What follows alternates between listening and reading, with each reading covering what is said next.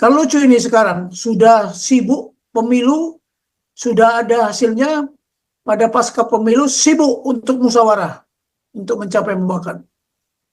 Semua ingin jabatan, ya, berebutlah menjadi menteri.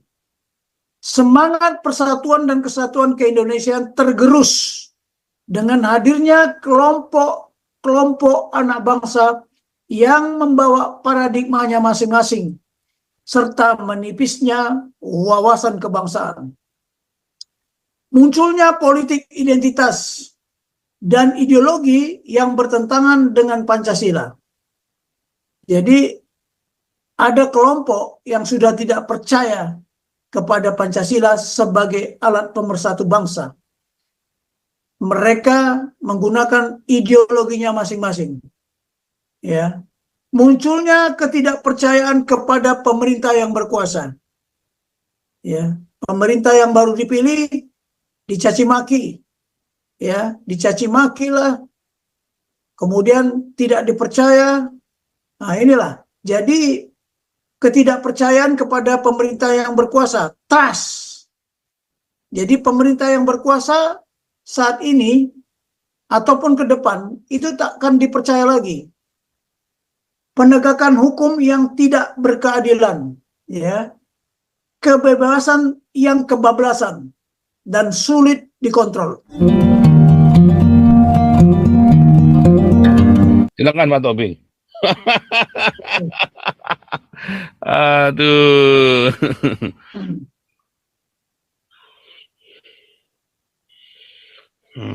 Kasih semangat dulu buat Pak Tobing. Inilah guru Pancasila kita, Brigjen Purnawirawan Junius Marvel Lumban Tobing.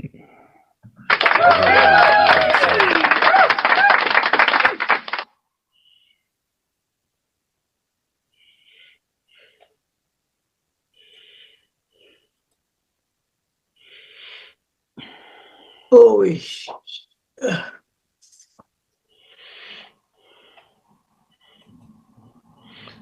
Dibesarin dulu itunya sama share audionya udah. Audionya ulangi lagi share-nya, diulangi audionya belum diklik itu. Terus dari depan lagi diulangi.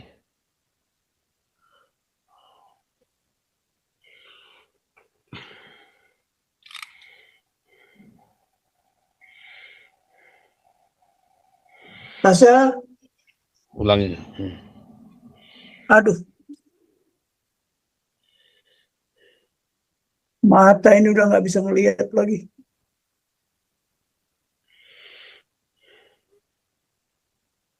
Tolong, suaranya nggak bunyi.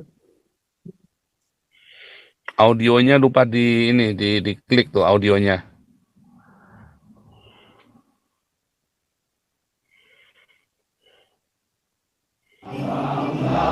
Ya, diperbesar Pak Tobing. Malam ini temanya pengambilan keputusan berdasarkan prinsip-prinsip demokrasi Pancasila. Ya, akhir-akhir ini kan kita lihat bagaimana pengambilan keputusan para ketua partai. Ya, kemarin sudah pada kesempatan yang lalu saya sudah menyampaikan bahwa pengambilan keputusan itu mengandung resiko dan konsekuensi. Kita lihat setelah pasca pemilu ini, yang kalah itu mengambil keputusan untuk melakukan atau mengajukan hak angket. Apakah angket itu bisa berpengaruh kepada hasil pemilu? Apakah hak angket itu bisa memberhentikan presiden? Kita tunggulah apa nanti hasil angket ini dan bagaimana keputusannya di DPR, kemudian hasil pemilu, bagaimana keputusannya di MK. Jadi suara rakyat itu berdaulat. Seperti yang disampaikan Pak Paul tadi, bahwa Prabowo lebih unggul, makin dikoreksi makin lebih unggul. Jadi malam ini kita coba apa sih prinsip-prinsip demokrasi Pancasila. seperti sasaran yang ingin dicapai, ya rakyat diedukasilah. Kita semua di sini diedukasi untuk memperoleh inspirasi dan motivasi dalam mencari jawaban solusi terhadap permasalahan kehidupan bernegara yang berajaskan Pancasila sesuai amanat pembukaan konstitusi Undang-Undang Dasar 45. Fokus bahasanya adalah pengambilan keputusan dalam berdemokrasi. Demokrasi ini dikembangkan oleh Amerika setelah dia merdeka, 4 of July. Jadi Abraham Lincoln mengatakan demokrasi, government from the people, by the people, and for the people will never disappear from the face of this earth, katanya. Jadi demokrasi pemerintahan dari rakyat, oleh rakyat, dan untuk rakyat takkan pernah menghilang dari muka bumi ini. Tapi quote-nya ini nanti perlu kita pertimbangkan, ya. Ketika dia menyampaikan quote ini kan Amerika masih tidak seperti sekarang jumlahnya. Demikian juga bangsa Indonesia, semakin banyak rakyatnya, semakin luas wilayah kontrolnya. Yang tadinya cuma beberapa provinsi sekarang sudah menjadi 37 atau 36 itu. Sedangkan Presiden Kennedy, loyalitas saya kepada partai berakhir ketika loyalitas saya kepada negara dimulai. Tidak ada istilah petugas partai seperti yang dikembangkan oleh PDIP. Ini pengantar ya. Saya mencatat atau menginventarisir paradigma sistem politik dari masa ke masa sejak kemerdekaan sampai dengan saat ini. Jadi di awal kemerdekaan presiden dipilih dan diangkat oleh PPKI. Karena kita harus tahu sejarah ya. Kata Bung Karno kan jangan sekali-sekali melupakan sejarah. Ya. Kemudian sistem pemerintahan waktu itu masih presidensial. Undang-undang negara sebagai landasan konstitusional. Sistem kepartaian awalnya tunggal, Partai Nasional sebagai partai negara, kemudian berubah menjadi multipartai. Dibentuk November 1945. Belum ada MPR. Kemudian di era demokrasi parlementer atau sistem demokrasi liberal pada tahun 1945 sampai 1959. Sistem pemerintahannya parlementer, kepala pemerintahan dipimpin oleh Perdana Menteri bersama kabinetnya, sedangkan presiden sebagai kepala negara. Undang-undang sementara tahun 1950 sebagai landasan konstitusional. Ya, kalau di sini Undang-Undang Dasar 1945, tapi di sini sudah tahun 1950. Ini kurang saya tulis tadi. Pertama, dilakukan pemilu untuk memilih anggota legislatif dan anggota Dewan Konstituante. Partai waktu itu multipartai. Militer diperkenankan untuk memilih. Jadi hak pilihnya tentara itu berlaku pada saat ini. Kemudian selanjutnya pada era demokrasi terpimpin pada tahun 1959 sampai dengan 1966 sejak dekret presiden, sistem pemerintahan kembali lagi presidensial. Multipartai tapi terseleksi dalam platform Nasakom. Ya, pengangkatan presiden seumur hidup dan pengangkatan panglima besar revolusi oleh MPRS. Kemudian dibubarkan parlementer. muncul USDEK sebagai manifesto politik, ya. Kemudian munculnya GBHN ditetapkan oleh Dewan Pertimbangan Agung. Waktu itu masih ada DPA. Kembali ke Undang-Undang Dasar 1945, tapi demokrasi terpimpin yang dianggap inkonstitusional. Selanjutnya, mana tadi? Ini di era reformasi. Ada berikutnya ya, ada pemilu legislatif. Presiden dipilih tidak secara langsung, tetapi oleh MPR dengan suara terbanyak selama 30 tahun dan calon tunggal dan presiden selama hidup. Ini di masa Orde Baru ya. Selama hidup dengan rekayasa politik di MPR. Rekayasa konstitusional melaksanakan Undang-Undang Dasar 1945 secara murni dan konsekuen. Karena ada ketentuan konstitusi, presiden bisa dipilih kembali setelah selesai 5 tahun masa jabatannya. Sistemnya presidensial.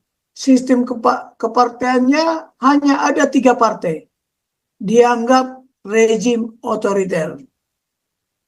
Memasuki reformasi 1998 sampai 2004. Awal tahun 1999 ya, Pilpres masih dipilih oleh MPR dengan terpilihnya Gus Dur sebagai presiden. Tetapi 2 tahun pemerintahan berjalan, Presiden Gus Dur dimakzulkan. Sistem kepartaiannya sudah multi partai. Kemudian sistem presidensial. Undang-Undang 1945 sebagai landasan konstitusional, Pancasila tidak lagi sebagai ajas tunggal. Gus Dur yang diberhentikan oleh MPR dan digantikan oleh Megawati. Pada tahun 2001 terjadi pergeseran paradigma pemilihan langsung.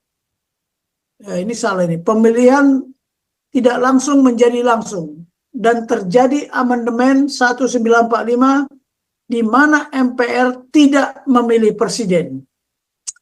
Amandemen Undang-Undang Dasar 1945 berlangsung 4 kali yang digunakan sebagai landasan konstitusional dalam berdemokrasi dan perpolitikan nasional. MPR bukan lagi lembaga tertinggi negara, tetapi menjadi lembaga negara sejajar dengan lembaga negara lainnya.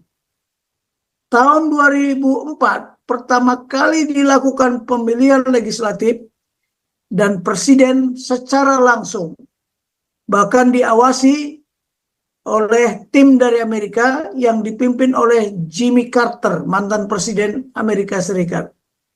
Karena konsep mereka sudah mulai dipakai di Indonesia. Kemudian terpilihnya SBY sebagai presiden. Walaupun Megawati waktu itu ya mempunyai banyak kursi pemenang pemilu, tapi dia tidak terpilih sebagai presiden. Sistem kepartaian sudah multi partai. Sistem pemerintah presidensial ya, tetapi tidak cocok dengan multi partai karena pelaksanaan program pembangunan menjadi tersendat-sendat jika tidak mendapat dukungan dari multi partai ya, sehingga sistem presidensial tergantung kepada koalisi ya dan oposisi yang berakibat apa? Bargaining antara kepentingan partai yang berkuasa dengan pemerintahan yang berkuasa. Presiden harus menyampaikan visi dan misinya sebelum terpilih, kemudian melaksanakan setelah terpilih. Jadi mulai dari era reformasi tahun 1998 sampai 2004, semua calon presiden itu diminta menyampaikan visi dan misinya. Nah, menginjak tahun 2014 sampai 2019. Pemilihan umum pileg, ya, baik pusat, daerah atau kota, dan DPD serta pilkada dilakukan secara serentak. Korban berjatuhan kurang lebih 800 orang. Ini yang punya ide malah tenang-tenang saja. Diberlakukan Undang-Undang Pemilu nomor 23 tahun 2003. Undang-Undang nomor 42 tahun 2008 dan Undang-Undang nomor 15 tahun 2014 dengan batas usia minimal 35 tahun. Undang-Undang nomor 22 2018 perubahan usia menjadi 40 tahun. Dan ini masih multi partai.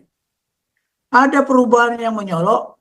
Di sini ditentukanlah parlemen threshold 20%. Dan partai yang bisa masuk Senayan harus memiliki kursi 4%. Batasan umur sudah berubah menjadi minimal 40 tahun. Ya. Era reformasi saat ini, ya, 2024. Undang-Undang nomor 19, ya, tahun 2023, batas usia minimal dirubah menjadi 35 tahun. Dan ditambahkan pernah menjabat kepala daerah, mau dia wali kota, mau bupati atau gubernur. Diberlakukan Undang-Undang Pemilihan Umum, pileg, ya, dan DPD dilakukan secara serentak. Korban berjatuhan kurang lebih 125 orang. Ya. Parlemen threshold masih tetap 20% dan partai yang bisa masuk Senayan harus memiliki 4%. Batasan umur sudah ditentukan 35 tahun. Maknanya apa?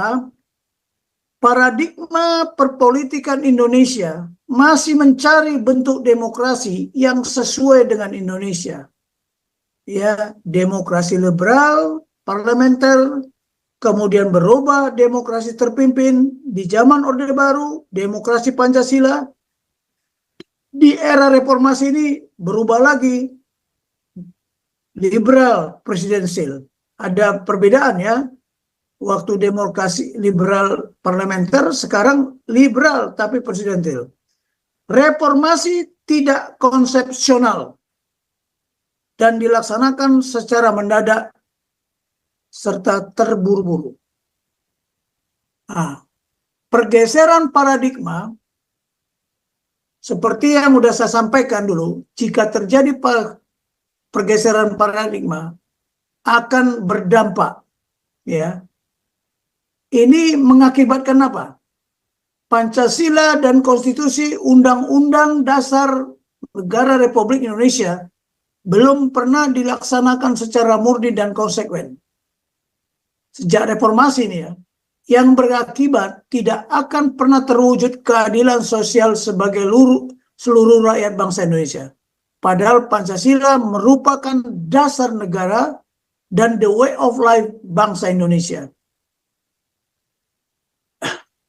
Di sini sudah tidak ada lagi keadilan, ya.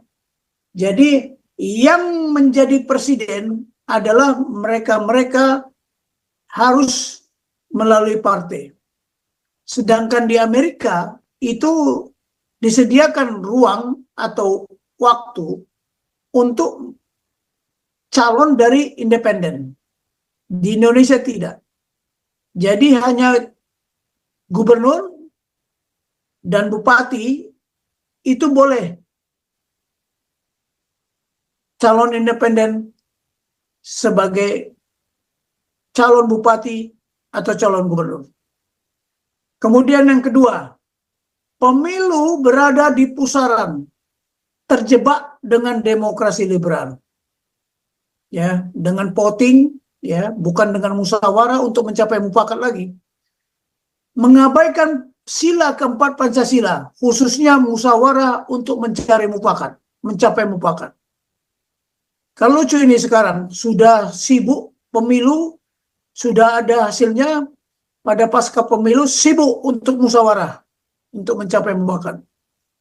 Semua ingin jabatan, ya, berebutlah menjadi menteri. Semangat persatuan dan kesatuan keindonesiaan tergerus dengan hadirnya kelompok anak bangsa yang membawa paradigmanya masing-masing, serta menipisnya wawasan kebangsaan. Munculnya politik identitas dan ideologi yang bertentangan dengan Pancasila. Jadi ada kelompok yang sudah tidak percaya kepada Pancasila sebagai alat pemersatu bangsa. Mereka menggunakan ideologinya masing-masing. Ya. Munculnya ketidakpercayaan kepada pemerintah yang berkuasa. Ya, pemerintah yang baru dipilih dicaci maki. Ya, dicaci maki lah. Kemudian tidak dipercaya. Nah, inilah. Jadi ketidakpercayaan kepada pemerintah yang berkuasa, trust. Jadi pemerintah yang berkuasa saat ini ataupun ke depan itu tak akan dipercaya lagi. Penegakan hukum yang tidak berkeadilan, ya, kebebasan yang kebablasan dan sulit dikontrol. Terjadinya kompromi dan permisif. Euh pakeuh kata orang Sunda. Sungkan untuk menegur. Kemudian munculnya budaya kekerasan. Ya, lihat potret kehidupan berbangsa dan bernegara. Ya, lihat anak bangsa sekarang ini. Munculnya budaya kekerasan. Makanya tidak heran, banyak begal lah, banyak perampok lah, kriminal merajalela di mana-mana. Kemudian kebangkitan kekuatan massa seperti HTI, FPI, dan ante-antenya. Munculnya ideologi baru, ya, munculnya konflik SARA di antara sesama anak bangsa, sesama suku, antar suku, sesama agama, antar agama, sesama ras, antar ras, dan antar golongan. Kemudian matinya budaya nasional. Ya cobalah, kalian bisa melihat ya, bagaimana budaya nasional itu dikubur. Konflik paradigma tanpa patokan yang standar atau benchmarking. Paradigma dasmu dasku. Konflik kebenaran dan kebenaran menurut paradigmanya masing-masing. Yang terakhir konflik terminologi. Sejak era reformasi muncul berbagai terminologi. Ya. Salah satu contohnya petugas partai. Masih banyak lagi. Ya. Masih banyak lagi terminologi. Yang kadang-kadang lucunya itu tidak standar, tidak ada di kamus gitu loh. Seperti politik identitas, ya, dinasti politik, macam-macam lah. Nah, saya mau menjelaskan, kalau tadi itu baru pengantar, jadi apa definisi demokrasi? Pemerintahan dari rakyat, oleh rakyat, dan untuk rakyat. Itu juga kita dengungkan sebenarnya. Seperti apa yang disampaikan Abraham Lincoln. Tapi unsur yang paling hakiki dari pemerintahan demokratis dapat diterapkan untuk semua bangsa yang mengharapkan kehidupan demokratis. Jadi menurut ya sekarang dunia kan hampir semua mengikuti demokrasi. Walaupun dia kecuali ada beberapa kerajaan ya yang masih tetap mempertahankan monarki absolut ya. Nah, demokrasi sesuatu yang berat, bahkan mungkin merupakan bentuk pemerintahan yang paling rumit dan sulit. Ya kita lihatlah sekarang ini, bagaimana demokrasi yang ada di pemerintahan Indonesia sekarang ini. Ya, rumit dan sulit. Jadi jangan heran kalau yang jadi presiden itu pusing keliling, pusing 7 keliling dia. Ya, banyak ketegangan. Ini udah bukti ya. Banyak ketegangan dan pertentangan serta mensyaratkan apa? Ketekunan para penyelenggara agar bisa berhasil. Kalau dia tekun, pasti turun dari takhta. Ya, naik dia terhormat, turunnya tidak terhormat. Demokrasi tidak dirancang demi efisiensi, tapi demi pertanggungjawaban sebuah pemerintahan demokratis. Walaupun tidak bisa bertindak cepat. Jadi pemerintahan demokratis ini tidak bisa bertindak cepat. Ya, seperti pemerintahan diktator, namun sekali mengambil tindakan bisa dipastikan adanya dukungan publik untuk langkah seperti ini. Jadi kalau Korea Utara lah contohnya, sangat diktator, makanya semua tindakan itu bisa cepat. Nah, karena kita memilih demokrasi, ya mari kita pertanggungjawabkan kalau begitu. Nah, demokrasi bukanlah produk yang telah selesai, melainkan sesuatu yang terus bertumbuh kembang. Apakah demokrasi ini demokrasi yang dijalankan di Indonesia semakin bertumbuh kembang atau semakin menuju jurang kehancuran?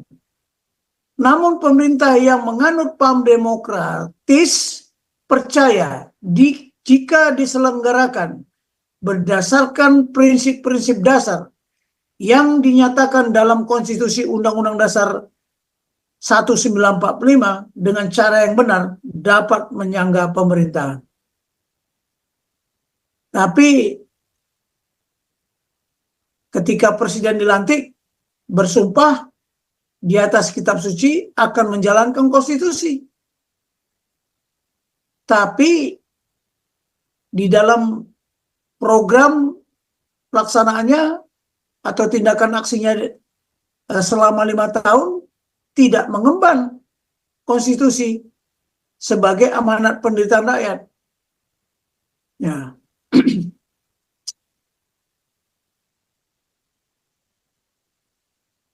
Demokrasi adalah sistem yang bertumbuh dan berkembang.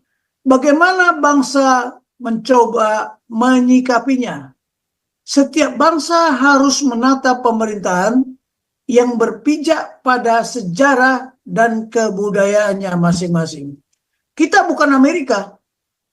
Ya, sejarah Amerika dan budaya Amerika tidak sama dengan sejarah kita dan budaya kita. Jadi harus berpijak pada sejarah dan kebudayaannya masing-masing, kebudayaan sendiri. Musyawarah untuk mencapai mufakat itu sudah budaya. Semua suku telah melaksanakan itu, telah mengaktualisasikan ya sebelum dia menjadi pemerintahan yang sekarang ini. Misalnya tata cara pembuatan undang-undang, salah satu ini ya.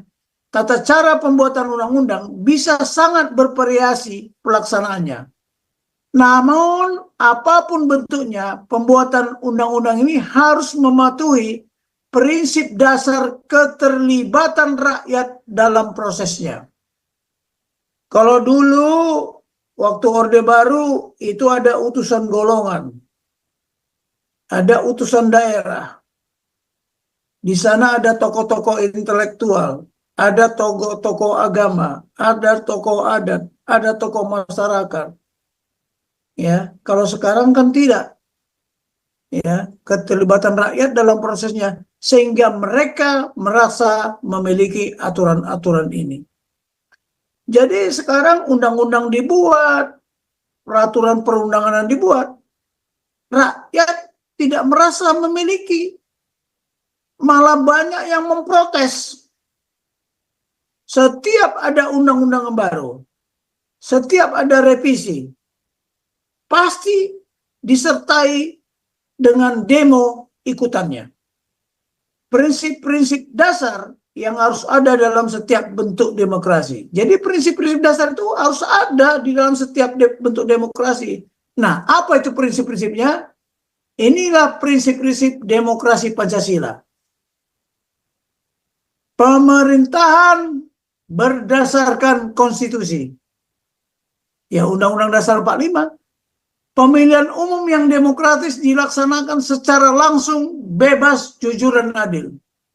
Tapi karena kita memakai demokrasi liberal, sejak era reformasi ya, menurut pengamatan saya tidak ada yang tidak curang. Kalau mereka mau jujur, sumpah di atas Quran atau di atas Bible. Benar nggak dia tidak curang? Pembuatan undang-undang harusnya mendahulukan kepentingan rakyat atau kepentingan nasional, menjunjung tinggi tujuan dan cita-cita nasional.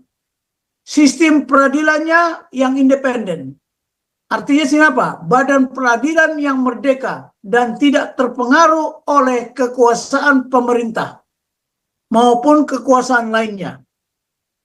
Kemudian kekuasaan lembaga kepresidenan itu harusnya diatur, ada undang-undang kelembagaan presiden.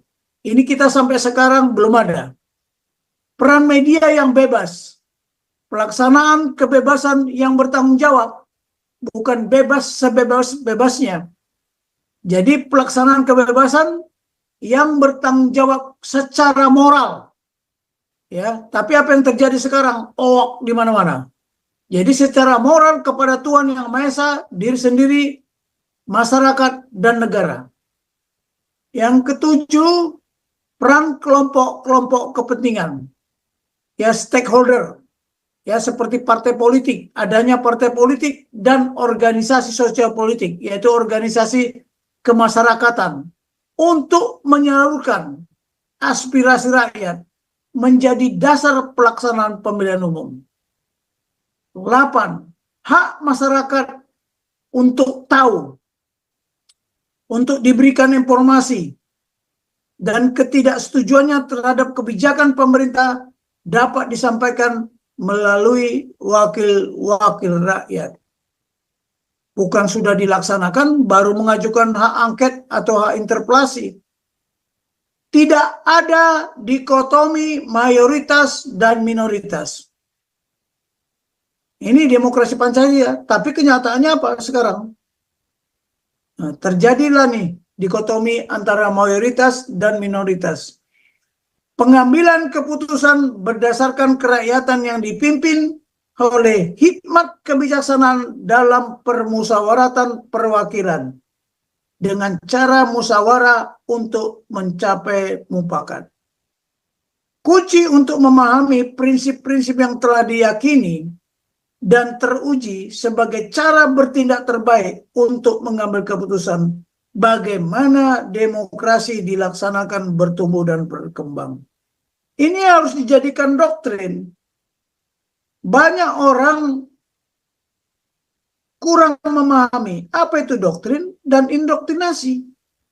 Doktrin adalah ajaran, adalah panduan yang berisi ajaran, ya, yang mengandung prinsip-prinsip, ya, yang diyakini kebenarannya dan telah teruji, ya, telah teruji sebagai cara bertindak yang terbaik untuk mengambil keputusan.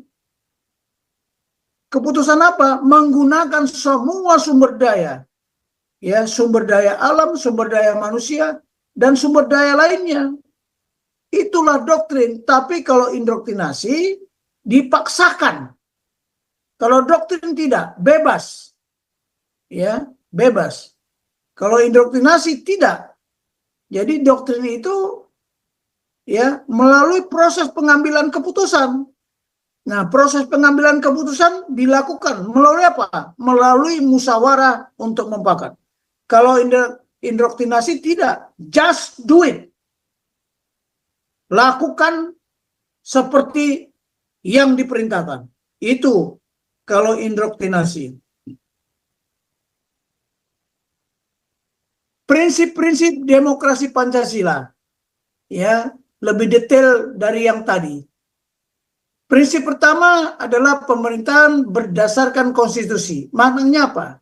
Pemerintahan berdasarkan sistem konstitusi sebagai hukum dasar dan tidak bersifat absolutisme, ya, atau kekuasaan tidak terbatas. Ya, 2, pemerintah harus menurut hukum yang dijelaskan di dalam Undang-Undang Dasar 1945, di mana Indonesia adalah negara berdasarkan hukum. Restart, bukan berdasarkan kekuasaan Makstat.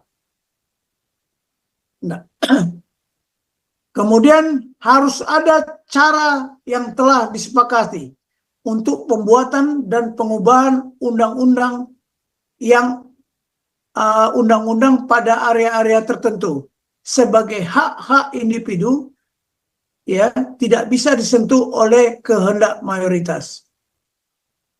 Ya. Kemudian konstitusi adalah sebuah produk hukum, namun pada saat yang bersamaan ia harus lebih dari sekedar hal itu. Ia adalah dokumen organik, ya, dari pemerintahan yang mengatur kekuasaan dari pilar-pilar pemerintahan yang berbeda sekaligus acuan batasan kewenangan pemerintahan. Ciri utama dari prinsip pemerintahan ini adalah undang-undang dasar yang tidak dapat dengan mudah diubah. Jadi undang-undang dasar itu tidak dapat dengan mudahnya, seenaknya gitu. Karena keinginan suara mayoritas atau yang mayoritas yang bersifat sementara. Jadi karena banyaknya mayoritas, seenaknya aja dia merubah. Seperti pemerintahan pemilihan tidak langsung menjadi langsung, itu karena merasa yang berkuasa mayoritas seenaknya aja merubah. Pengubahan mensyaratkan persetujuan dengan satu-satunya tata cara yang sudah diatur dengan sangat jelas. Jadi kebanyakan kita mengubah undang-undang ini nggak jelas tata caranya. Ya prosedurnya lah. Sejak reformasi, konstitusi telah diamandemen sebanyak 4 kali. Jadi kalau pelaksanaan pemilu ini sekarang carut marut, ya ruwet, selalu menimbulkan sengketa, selalu menimbulkan pertentangan, selalu menimbulkan konflik, ya salah siapa? Makanya penyebabnya harus kita cari. Carilah dulu sebab-sebabnya, hilangkan sebab-sebabnya. Itu kan manajemen konflik. Kemudian kekuasaan tertinggi berada di tangan rakyat. Ya. Para pembuat konstitusi memang telah membuat proses amandemen sulit. Namun bukannya tidak mungkin, boleh mengamandemen. Bukan tidak boleh. Tapi adendum. Jangan diacak-acak mulai dari pembukaan dan batang tubuhnya. Ya, harus juga dijelaskan mengapa amandemen ini dilakukan. Sekarang kalau kita lihat undang-undang dasar kita yang diamandemen, itu tidak ada penjelasannya di belakang. Kebanyakan amandemen yang terjadi dimaksudkan untuk meningkatkan kualitas demokrasi. Kalau ada pun amandemen, itu untuk meningkatkan kualitas demokrasi, bukan malah menghancurkan demokrasi dengan meluaskan hak-hak individu dan menghapuskan diskriminasi yang berdasarkan pada ras dan jenis kelamin. Tidak ada satupun dari amandemen ini yang boleh begitu saja. Namun begitu disetujui, semuanya mendapat dukungan dari sebagian besar rakyat. Pemilihan umum yang demokratis, pemilihan umum dilaksanakan secara langsung, bebas, jujur, dan adil. Saya kira ini kita tidak terlalu lama ya. Sebagus apapun sebuah pemerintahan dirancang, ia tidak bisa dianggap demokratis kecuali para pejabat yang memimpin pemerintahan itu dipilih secara bebas oleh warga negara dalam cara yang terbuka dan jujur untuk semuanya. Pelaksanaan pemilihan bisa saja bervariasi, namun intisarinya tetap sama untuk semua masyarakat demokratis. Akses bagi semua warga negara yang memenuhi syarat untuk mendapatkan hak pilih hak pilih perlindungan bagi tiap individu terhadap pengaruh-pengaruh luar yang tak diinginkan saat ia memberikan suara dan perhitungan yang jujur dan terbuka terhadap hasil pemungutan suara. Apakah ini sudah dilakukan? Ya, kotak suara, orang yang datang, kemudian nanti dihitung C1-nya, disaksikan saksi-saksi dari partai, dari Bawaslu. Jadi kok masih bisa curang, kita juga tidak tahu lah.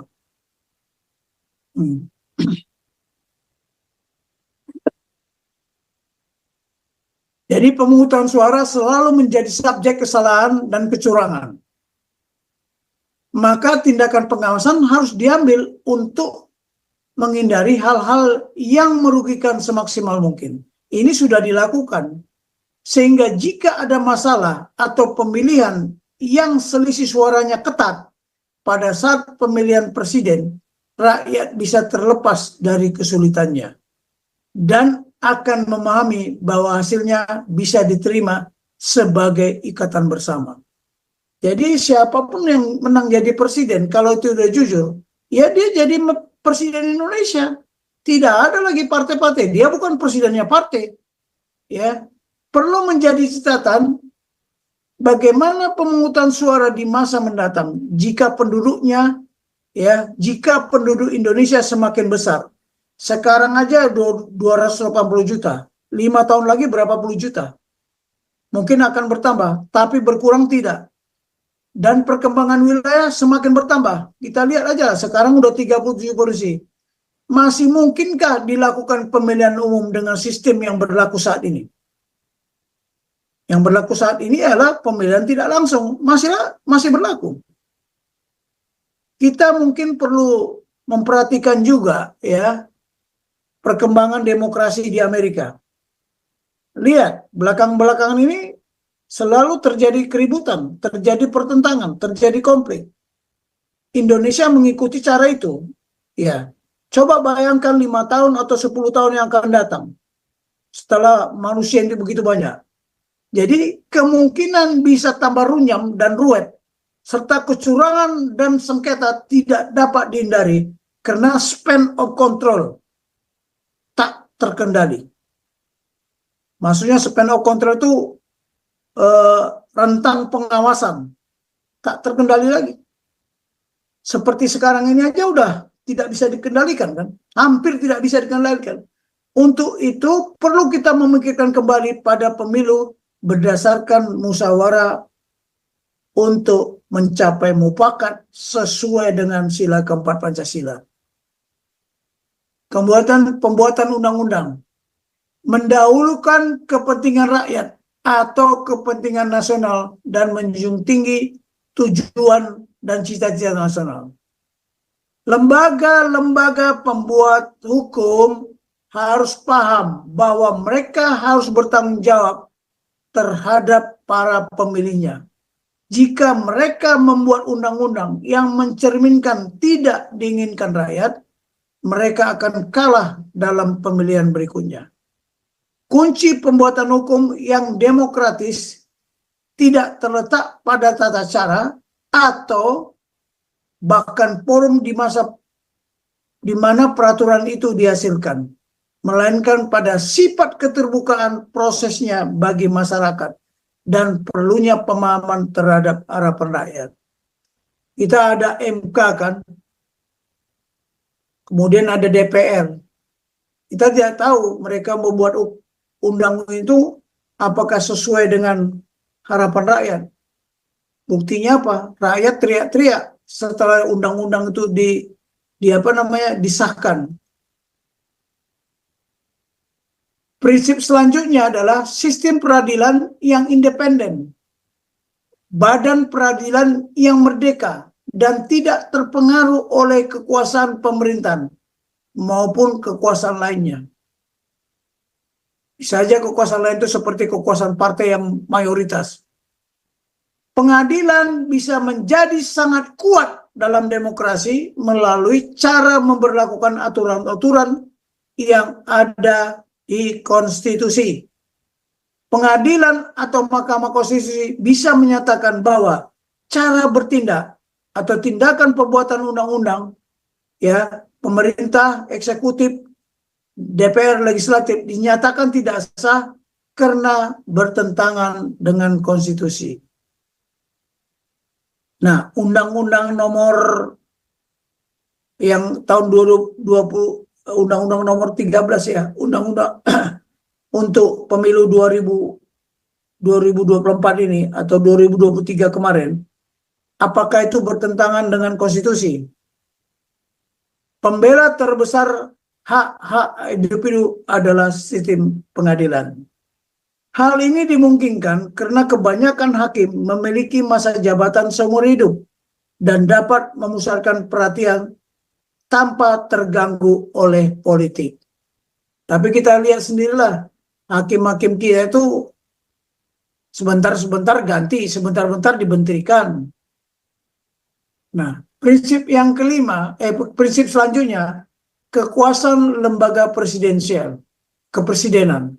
Semua masyarakat modern harus memiliki pimpinan eksekutif yang mampu memikul tanggung jawab pemerintahan, mulai dari administrasi yang sederhana, sebuah program, sampai menggerakkan militer untuk membela negara ketika terjadinya perang, yaitu dengan memberikan eksekutif kekuasaan yang memadai untuk melaksanakan tugasnya.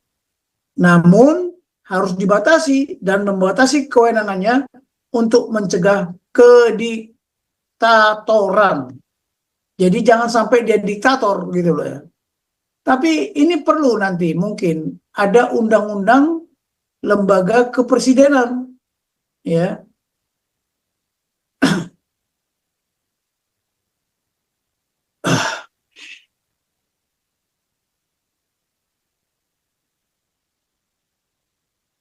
Meskipun lembaga kepresidenan adalah salah satu yang terkuat di dunia, kekuatan itu berasal dari kesepakatan ya, dari yang diperintah dan bersandar pada kemampuan lembaga kepresidenan untuk bekerja sama secara baik dengan legislatif dan yudikatif. Pembatasan terhadap lembaga eksekutif berdasarkan prinsip pemisahan kekuasaan. Ada yang kita sering sebut trias politika. Dalam alam demokrasi, seorang presiden harus memerintah melalui kecakapan politiknya, memantapkan kerangka kerjasama yang baik dengan lembaga legislatif, dan di atas semua itu dengan rakyat. Ya, pada saat yang bersamaan, rakyat harus merasa aman bahwa konstitusi menjamin pembatasan kekuasaan presiden adalah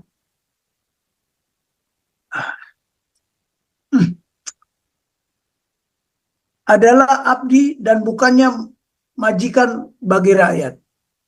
Jadi inilah prinsip-prinsip demokrasi yang harus kita patuhi. Kalau prinsip itu dilanggar, satu aja dilanggar, semua prinsip itu bisa kacau balau.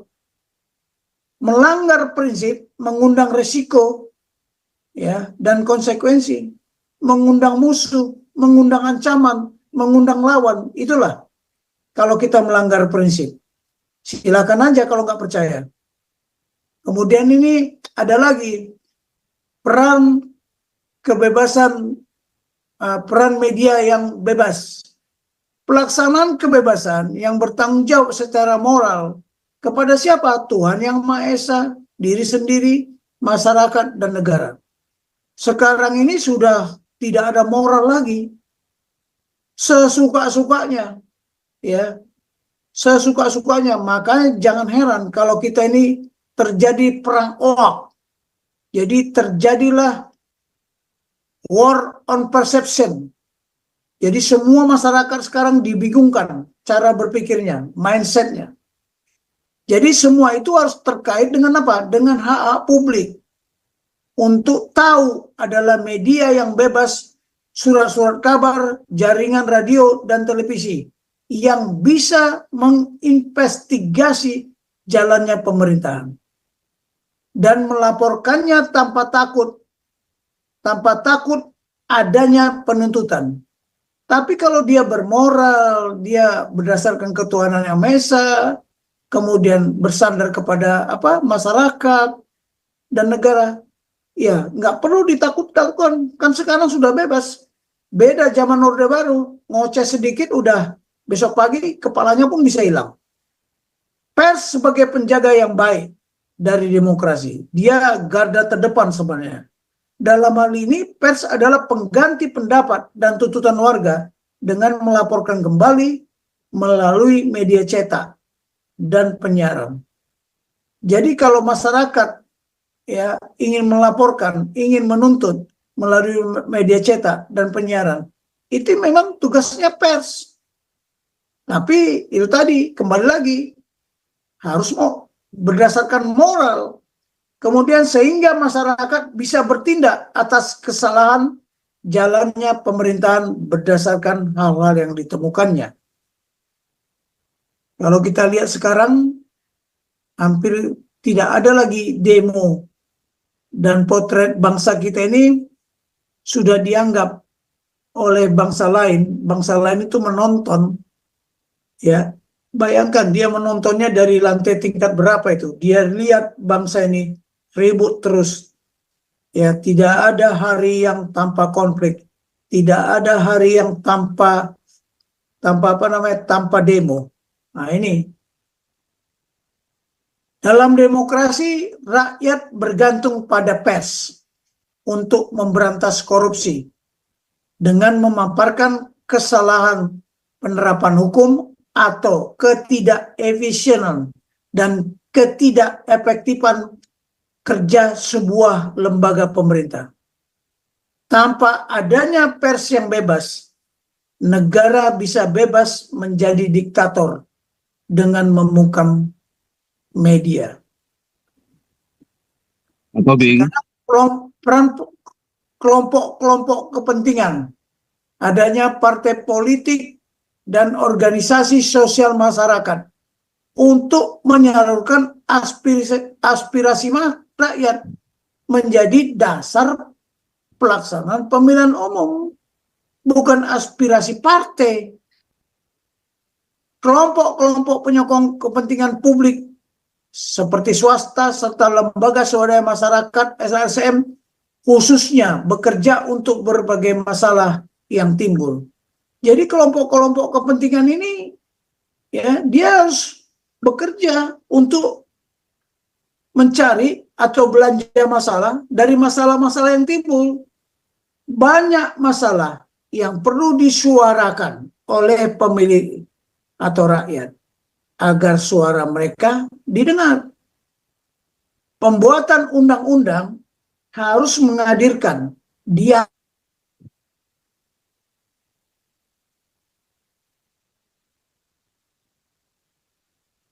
atau di pemerintahan baik pusat maupun daerah. Ya, kita tidak tahu apakah selama ini berjalan seperti ini.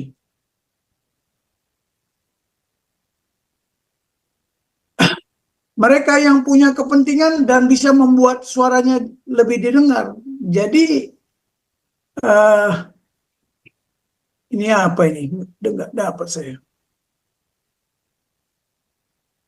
Pak Tobing ngasih waktu buat tanya jawab, Pak Tobing.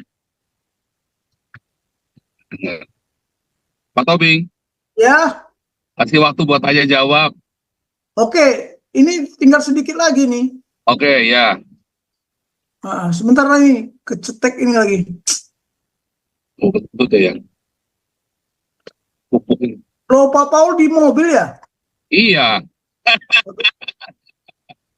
Apa bisa nangkap apa yang saya ngomongkan? Nangkep, tadi saya ngikuti. Kan kita sudah biasa pakai Zoom. Ngajar, via apa. Itulah, biasanya kita kan mereka punya kepentingan, bisa suaranya lebih didengar. Ada berbagai macam kritik kan. Kebenaran dalam kritik itu membantu mendidik publik dan pembuatan undang-undang tentang masalah tertentu. Jadi kalau rakyat mengkritik, itu kalau benar, ya itu harus di pembuat undang-undang terus harus mengaspirasikanlah, menyalurkan aspirasi mereka. Banyak individu memperoleh kesempatan menyampaikan pandangan mereka terhadap para pembuat undang-undang. Dengan datangnya era internet, jumlah suara akan kian bertambah dan lembaga swadaya masyarakat ini dalam rangka membantu dan memperbaiki serta memfokuskan kepentingan warga lewat cara yang efektif. Jadi makin banyak dengan teknologi internet ini ya, semua rakyat bisa menyampaikan aspirasinya dan semakin hari semakin bertambah. Tapi siapa yang membantu mereka? Ya, pers terlebih dahulu dan menyalurkannya lewat undang-undang. Nah, ini yang berikutnya, hak masyarakat untuk tahu. Ketidaksetujuan terhadap kebijakan pemerintah dapat disampaikan melalui wakil rakyat. Nah, ini contohnya seperti hak angket.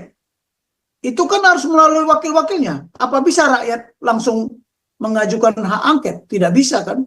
Jika rakyat ingin tahu bagaimana pemerintah bekerja, mereka hanya mendengar ya dari debat dan diskusi. Tapi hari ini rakyat berhadapan dengan birokrasi besar dan kompleks. Ya, kompleksnya dan peraturan dan undang-undang terdiri dari ratusan halaman.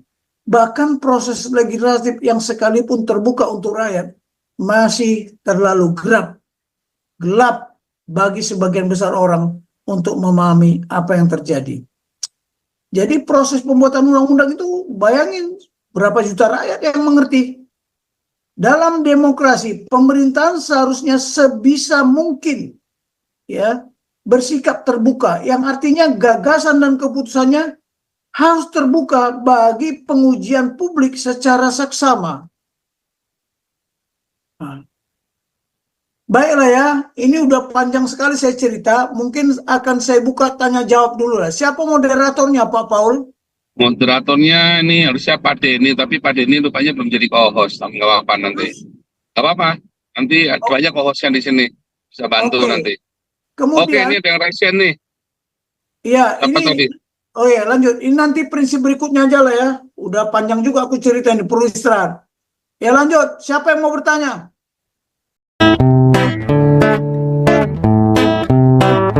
Kau bilang kau menang debat, lawan domba yang sesat. Kau bilang banyak yang tobat.